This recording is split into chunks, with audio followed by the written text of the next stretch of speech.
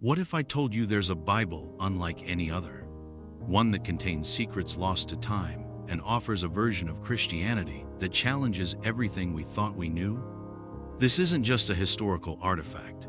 It's a living mystery, shrouded in legend and faith, and it might hold the key to understanding God's true message. The Ethiopian Bible is often called the oldest and most complete Bible in existence. But why does it contain books most other Bibles exclude? And what does this ancient text reveal about the foundations of Christianity? From the Queen of Sheba's legendary journey to King Solomon to the possible resting place of the Ark of the Covenant, the Ethiopian Bible is not just a collection of scriptures, it's a roadmap through history, faith, and identity. Today, we'll unravel its secrets, explore its legends, and ask the ultimate question: could this ancient text be the key to understanding God's true message? Before we dive into this fascinating journey, take a moment to help this channel grow. If you love exploring ancient mysteries and the hidden layers of history, hit the like button and subscribe. Your support allows us to bring you incredible stories like this one. Let's keep the conversation alive. The Ethiopian Bible stands apart from any other scripture in the world, not just for its content, but for its deep roots in the history of an ancient civilization. It is more than a book. It's a symbol of faith, culture, and resilience that has stood the test of time. Its story begins in the Kingdom of Aksum, a land that embraced Christianity centuries before much of the world, solidifying its place as one of the earliest Christian nations. But the origins of this Bible go beyond written history, delving into the realm of legend and tradition. One of the most famous stories tied to the Ethiopian Bible begins with a queen, the Queen of Sheba. Ethiopian tradition tells us that she traveled to Jerusalem to meet King Solomon, drawn by tales of his unmatched wisdom. Their encounter, however, wasn't just a diplomatic exchange. It became the foundation of a story that would link Ethiopia forever with the biblical narrative. According to legend, their union produced a son, Menelik, who would later become Ethiopia's first emperor. Menelik's story didn't stop there. As the tale goes, he returned to Ethiopia with something extraordinary: the Ark of the Covenant, the sacred chest that held the stone tablets inscribed with the 10 Commandments. This act was more than a historical claim. It was a declaration that Ethiopia had become a chosen land, with a divine mission to preserve God's covenant. This connection between Ethiopia and the Ark of the Covenant is described in the Kebra Nagast, an ancient Ethiopian text. It narrates how Menelik and his followers, guided by divine intervention, brought the Ark to Ethiopia, ensuring its safety from enemies. The Kebra Nagast also claims that God shifted his favor from Jerusalem to Ethiopia, making it the spiritual center of his covenant. This powerful idea has shaped Ethiopian Christianity for centuries, creating a deep sense of identity and purpose among its followers. For centuries, Ethiopian Christians have embraced this narrative, weaving it into the fabric of their faith and identity. The Ark is said to reside in the Church of St. Mary of Zion in Aksum, guarded by a single monk who dedicates his life to protecting this sacred relic. While historians and archaeologists debate the authenticity of the Ark's presence, the belief in its location has shaped Ethiopian religious and cultural traditions for generations. Christianity officially took root in Ethiopia in the 4th century AD, thanks to the efforts of early missionaries like Frumentius, who is credited as the first Ethiopian bishop. The kingdom of Aksum's powerful ruler, King Ezana, converted to Christianity and declared it the state religion, a bold move that set Ethiopia apart as a Christian stronghold in a predominantly pagan and later Islamic region. This unique position allowed Ethiopia to develop its own Christian traditions, relatively untouched by external influences. The Ethiopian Bible reflects this early adoption of Christianity. Its content is unlike any other Bible in the world, containing books that are absent from most Western Christian canons. These include the Book of Enoch, Jubilees, and other apocryphal texts that provide a glimpse into a version of Christianity that predates many of the theological debates and decisions that shaped the Bibles most of us know today. These additional texts offer unique perspectives on the spiritual and historical narrative of the Bible. For example, the Book of Enoch dives into the mysteries of the heavens, angels, and the origins of sin. Meanwhile, Jubilees recounts biblical stories with a level of detail that feels almost cinematic. These writings, preserved in the Ethiopian tradition, offer a window into a more expansive view of biblical history. The Ethiopian Bible became more than a collection of sacred texts. It evolved into a cultural symbol of Ethiopia's independence and spiritual identity. While other Christian nations grappled with invasions and colonization, Ethiopia remained a bastion of resilience. Even as Islam spread across North Africa and colonial powers divided the continent, Ethiopia preserved its sacred scriptures and traditions, standing firm in the face of outside pressures. This resilience is not just a historical artifact, it's alive in the Ethiopian Orthodox Church today. The chants, rituals, and teachings echo those of centuries past, a living testament to the unbroken lineage of faith.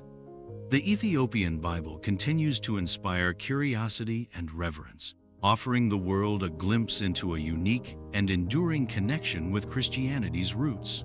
It stands as a testament to the enduring faith of a nation and the power of a text to shape the course of history. The Ethiopian Bible is not just a historical artifact, it's a living testament to a unique branch of Christianity that has preserved traditions, teachings, and texts often lost or excluded elsewhere. While the Bibles most Christians use today, be it Protestant, Catholic, or Orthodox, are familiar in structure, the Ethiopian Bible stands apart in both content and canon. One of the most striking differences lies in its sheer size. While most Christian Bibles contain 66 books, the Ethiopian Bible includes 81. These additional books, such as the Book of Enoch, Jubilees, and the books of Maccabean, not to be confused with the Maccabees, offer profound insights into early Christian and Jewish thought. They present stories and teachings that are rarely explored in mainstream Christianity. Take the Book of Enoch, for example. Revered in Ethiopia but excluded from most Christian canons, it delves into the mysteries of the heavens, the role of angels, and the origins of evil. Enoch's vivid descriptions of fallen angels and their impact on humanity offer a unique lens through which to view the struggle between good and evil. In many ways, it feels more like an epic than a conventional biblical text, a story that captivates and challenges its readers. Similarly, Jubilees retells key biblical events with intricate detail, reframing familiar stories with a new depth. Known as the Little Genesis, it provides precise timelines, genealogies, and context that enrich the biblical narrative. For Ethiopian Christians, these texts are not apocryphal or secondary. They are integral parts of their spiritual heritage. The inclusion of these unique texts reflects the Ethiopian Church's distinctive theological and cultural evolution. Unlike other Christian traditions, which were shaped by the councils of Nicaea, Chalcedon, and others, the Ethiopian Orthodox Church developed its canon independently. Its theology is rooted in a direct connection to Jewish traditions, as seen in practices like circumcision, dietary laws, and Sabbath observance. These elements, still evident in Ethiopian Christian rituals today, highlight the Church's commitment to its ancient roots. But how did this unique form of Christianity endure for so long?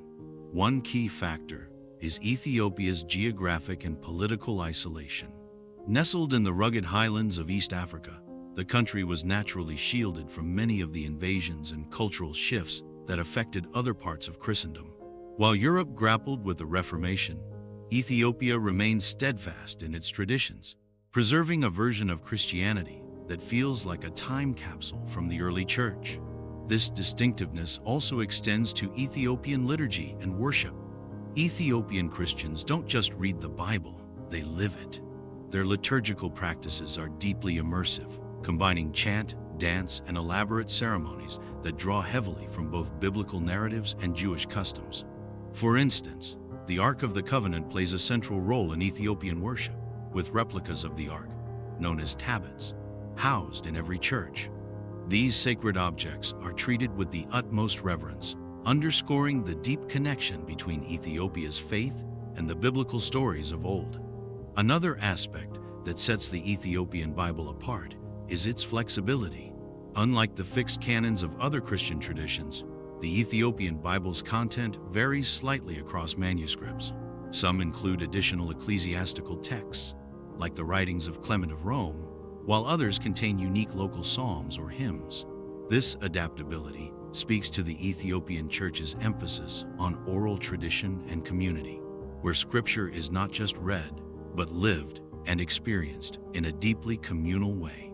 Yet, the Ethiopian Bible is not without its challenges. For centuries, access to its full contents has been limited. Most manuscripts are handwritten, preserved in monasteries, and rarely shared with the outside world. This exclusivity has sparked debates among scholars and theologians. Some argue that the Ethiopian Bible offers a purer, less edited version of Christianity, while others question its historical accuracy and origins. Despite these debates, one thing is undeniable. The Ethiopian Bible holds a unique place in the Christian world. It bridges the gap between the Old and New Testaments, between Judaism and Christianity, and between the ancient and modern worlds. It offers a perspective on faith that feels both deeply rooted and refreshingly distinct. In a world where faith is often divided by denomination, the Ethiopian Bible serves as a reminder of Christianity's shared origins and its potential for unity. It challenges us to rethink what we know about the Bible, encouraging us to look beyond familiar texts and explore the broader tapestry of Christian tradition. For Ethiopian Christians, the Bible is more than a book. It's a living testament to their faith, history, and identity. It's a bridge to the past, a guide for the present, and a beacon for the future. As we explore its pages, we're not just learning about Ethiopia's unique Christianity, we're uncovering a piece of the global Christian story. The Ethiopian Bible, with its unique texts and deep historical roots, has captivated the attention of believers and scholars alike. Yet, its remarkable features have also sparked intense debates and controversies, raising questions about its origins, authenticity, and impact on Christian theology. One of the most enduring controversies surrounds the Ark of the Covenant. According to Ethiopian tradition, the Ark, the sacred chest that once held the stone tablets inscribed with the Ten Commandments, was brought to Ethiopia by Menelik, the son of King Solomon and the Queen of Sheba. Today, it is said to rest in the Church of St. Mary of Zion in Axum, guarded by a single monk who dedicates his life to its protection. No one else is allowed to see it, not even the most devout clergy. But this secrecy has fueled skepticism. Scholars and archaeologists have questioned whether the Ark in Axum is the original artifact described in the Bible or a later creation. Some suggest it could be an empty box crafted during the Middle Ages to legitimize Ethiopian claims of divine favor. Others argue that the real Ark was lost centuries ago, possibly during the Babylonian siege of Jerusalem. Despite these doubts, the belief in the Ark's presence remains central to Ethiopian Christian identity. The story of the Kebra Nagast, the Ethiopian text that chronicles the Ark's journey to Ethiopia, has also been scrutinized. Historians point out that the Kebra Nagast was written in the 13th or 14th century, long after the events it describes. Some claim it was commissioned to legitimize a new ruling dynasty, using the Ark as a symbol of divine authority. These criticisms haven't diminished the text's significance for Ethiopian Christians, who regard it as a sacred narrative that reinforces their unique role in biblical history. Beyond the Ark, the Ethiopian Bible itself has sparked theological debates. Its canon includes books like the Book of Enoch and Jubilees, which were excluded from most other Christian traditions. While these texts offer valuable insights into early Jewish and Christian thought, some theologians question their historical accuracy and doctrinal compatibility. The Book of Enoch, for instance, describes fallen angels and apocalyptic visions that diverge significantly from the more restrained accounts in mainstream Christian scripture. Yet, others argue that these differences are precisely what make the Ethiopian Bible so valuable. By preserving texts that were excluded from other canons, it offers a glimpse into a broader and more diverse early Christian tradition. For Ethiopian Christians, these books are not extra or apocryphal, but integral to their understanding of God's message. Another controversy lies in the manuscript tradition of the Ethiopian Bible. Unlike Western Bibles, which are often standardized and mass-produced, Ethiopian Bibles are typically handwritten, with slight variations in content and order across manuscripts. Some include additional ecclesiastical texts, while others omit certain passages. This lack of uniformity has led some scholars to question the reliability of the Ethiopian Bible as a historical source. But for Ethiopian Christians, this flexibility reflects the Bible's role as a living document, shaped by centuries of oral tradition and community input. The exclusivity of the Ethiopian Bible has also raised questions. Many of its manuscripts are housed in monasteries, accessible only to a select few. This limited access has made it difficult for scholars to study the Bible in its entirety, leading to gaps in our understanding of its full content. Critics argue that this secrecy limits its potential to contribute to global Christian theology. However, others see it as a testament to Ethiopia's dedication to preserving its sacred traditions, even in the face of external pressures. These debates aren't limited to religious circles. The Ethiopian Bible has also sparked discussions about cultural ownership and representation.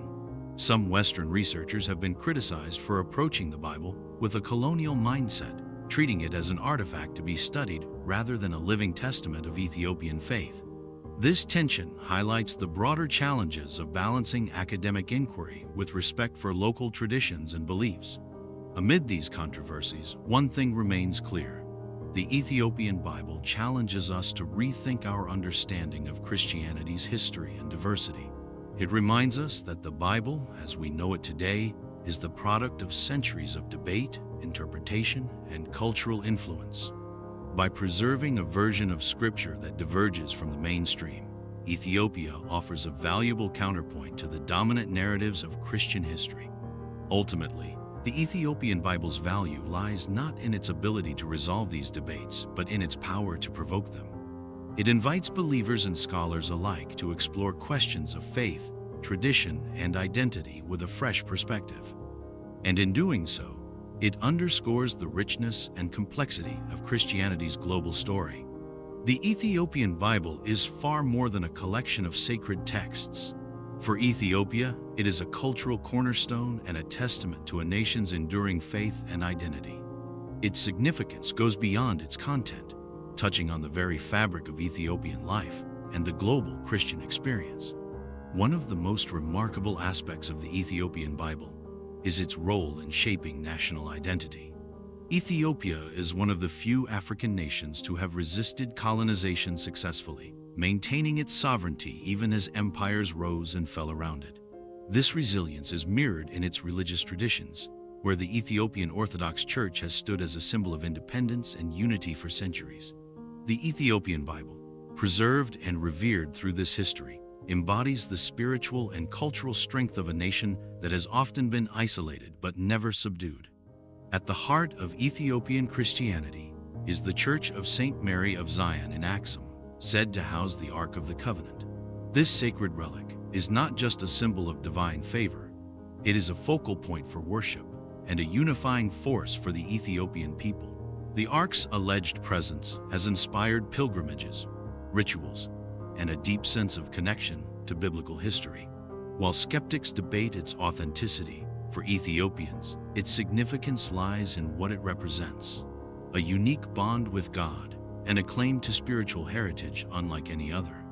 The Ethiopian Orthodox Church's traditions are deeply tied to the Bible, influencing everything from worship practices to daily life. One striking example is the central role of the tablet, a replica of the Ark of the Covenant, in every Ethiopian church. These tablets are carried in elaborate processions during religious festivals, reinforcing the connection between the Ethiopian faith and the ancient biblical narrative. The Bible's impact extends beyond religion into the cultural sphere.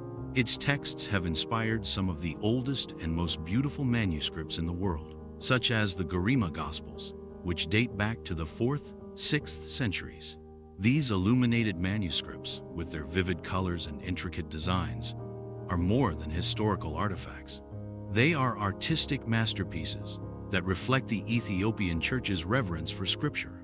Language is another critical dimension of the Ethiopian Bible's cultural importance. Written in Ge'ez, an ancient Semitic language, the Bible has preserved linguistic and literary traditions that might otherwise have been lost. While Ge'ez is no longer a spoken language, it remains the liturgical language of the Ethiopian Orthodox Church, connecting modern worshippers to their ancestors through the words of Scripture. The Ethiopian Bible's cultural influence isn't confined to Ethiopia. It has played a significant role in the broader African diaspora, particularly through the Rastafari movement. Central to Rastafarian belief is the figure of Haile Selassie, Ethiopia's last emperor, who is seen as a messianic figure by followers. The Ethiopian Bible, with its rich traditions and unique texts, has become a source of inspiration and spiritual guidance for Rastafarians worldwide. Through this movement, Ethiopia's biblical heritage has found a global audience, inspiring a sense of pride and connection to African roots. This global impact is particularly poignant in a world where African contributions to Christianity are often overlooked. The Ethiopian Bible stands as a powerful reminder that Christianity is not solely a Western tradition.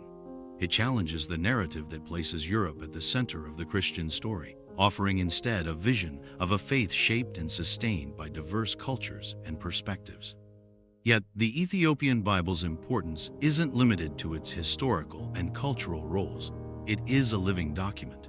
Its teachings continue to guide the lives of millions, providing moral and spiritual foundations that resonate across generations. The Ethiopian Orthodox Church remains deeply committed to its scriptures, ensuring that their significance endures in the face of modernization and globalization. This commitment is evident in the Church's festivals, rituals, and community life, all of which draw heavily from the Bible. Major religious celebrations, such as Timkit Epiphany and Meskel, the Finding of the True Cross, bring biblical stories to life through vibrant ceremonies, music, and dance. These events are not just acts of worship, they are communal expressions of faith that reinforce the Bible's central role in Ethiopian culture. In many ways, the Ethiopian Bible serves as a bridge between the ancient and the modern, the local and the global, the spiritual and the cultural. It reminds us that Scripture is not static, but dynamic, capable of shaping and being shaped by the lives of those who hold it dear. As we reflect on the Ethiopian Bible's cultural and religious significance, one thing becomes clear. It is more than a book. It is a living legacy, a source of inspiration, and a testament to the enduring power of faith. Its pages tell not just the story of a people, but also a universal story of resilience, devotion, and connection to the divine. The Ethiopian Bible is more than just a religious artifact. It is a lens into a rich and layered history, a symbol of resilience, and a testament to the enduring power of faith. Its pages carry stories of kings and prophets, legends of divine favor, and insights into the relationship between humanity and God that have been preserved for millennia. As we have seen, this Bible offers a unique perspective on Christianity, one that challenges mainstream narratives and invites us to rethink the origins and diversity of the faith. With its additional texts like the Book of Enoch and its connection to traditions as ancient as the Ark of the Covenant, the Ethiopian Bible stands as a bridge between the past and present, between the sacred and the cultural. But beyond its historical and theological significance, the Ethiopian Bible reminds us of something deeper. It shows us that faith is not confined by geography or time. It evolves, adapts, and finds expression in unique ways across different cultures. The Ethiopian tradition stands as proof that Christianity is not a monolithic entity, but a tapestry of beliefs and practices shaped by countless communities. So, could the Ethiopian Bible be the key to understanding God's true message? That's a question only you can answer. What's certain is that this text offers us the opportunity to see Christianity from a different lens, to ask new questions, and to connect with a faith that has remained steadfast and vibrant despite the challenges of time. If you found this journey into the Ethiopian Bible as fascinating as we have, let us know in the comments. Don't forget to like the video and subscribe to our channel for more stories that challenge, inspire, and connect us to history's mysteries.